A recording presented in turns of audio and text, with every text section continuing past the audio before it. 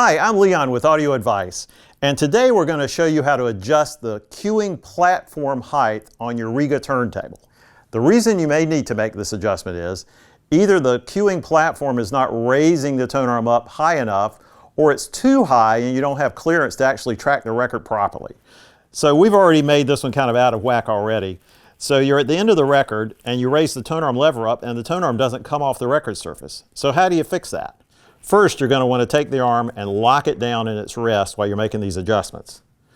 You'll need to get a 1.25 millimeter hex wrench. Now, if you're an Audio Advice customer, just let us know you need this and we'll be happy to send you one. But if you're not, it's 1.25 millimeter hex wrench and it looks like this.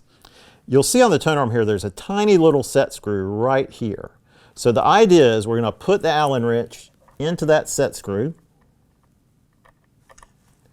loosen it just a tad, and then raise this lever up just a tiny bit, because anything back here makes a big difference on the other side. And let's see how we did. So we've got the arm up. We did fine. So now,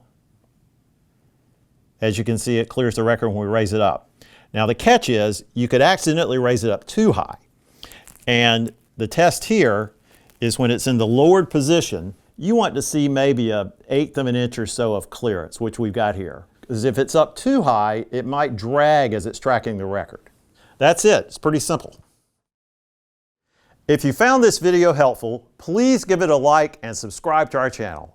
On our channel, we test out all kinds of audio and home theater gear. Thanks for watching. We'll see you next time.